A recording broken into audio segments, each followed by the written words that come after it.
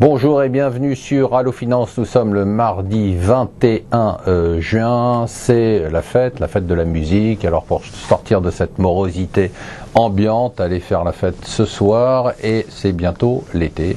Alors en attendant, c'est pas tout à fait l'été sur les marchés. Petite lueur d'espoir, on sent très bien que le dénouement est peut-être proche pour la Grèce. Alors on va gagner 2-3 mois. On rappelle que ce qui se joue, c'est notre été, le vôtre, le nôtre.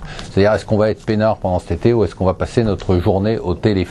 Alors pour l'instant, ce qu'on attend, c'est que d'un côté, on a l'Union européenne et le FMI qui disent d'accord, on va payer notre argent à une condition, les Grecs doivent accepter le plan d'austérité et le plan de privatisation. On sait que tout ça n'est pas facile, il va y avoir un vote de confiance normalement au Parlement aujourd'hui. Si ça passe, c'est bon, si ça passe pas, c'est le chaos. Alors on a un très bon rapport intéressant qui est cité par les Échos du McKinsey Institute qui parle pour les États-Unis d'une reprise molle sans emploi, c'est-à-dire qu'on serait dans une configuration tout à fait nouvelle, tout à fait inconnue dans le monde inédite, on va dire, pour les États-Unis, puisque d'habitude les reprises sont extrêmement fortes avec emploi. Donc ça veut dire une nouvelle configuration de la reprise américaine et donc de l'économie américaine en général. Drôle de situation sur les introductions en bourse. D'un côté, les grosses qui n'arrivent pas à rentrer. Saint-Gobain vient de reporter l'entrée en bourse de Verallia, et de l'autre, les petites qui rencontrent un énorme succès. J'ai fait mon édito sur le sujet ce matin. C'est un drôle de paradoxe, puisque d'un côté, ce sont les particuliers qui font le succès des petites introductions, et de l'autre côté, on dit que les particuliers ont quitté la bourse. Allez comprendre quelque chose.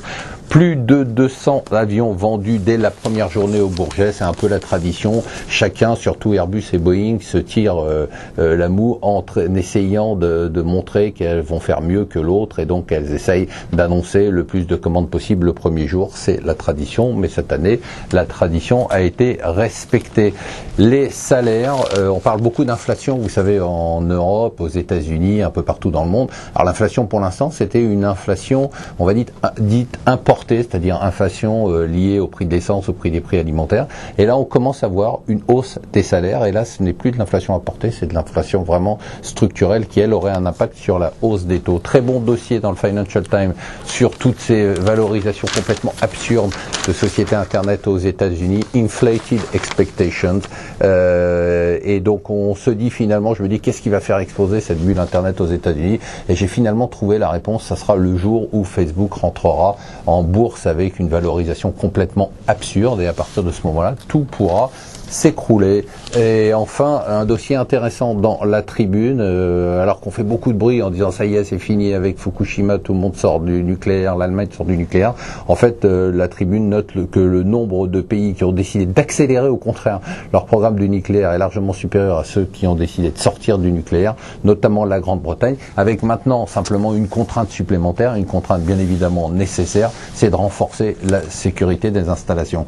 Voilà, on devrait avoir une journée positive. Je vous rappelle qu'on est, nous, passé de neutre à positif et qu'on a même joué en partie le rebond du CAC. Donc restez avec nous sur Allo Finance.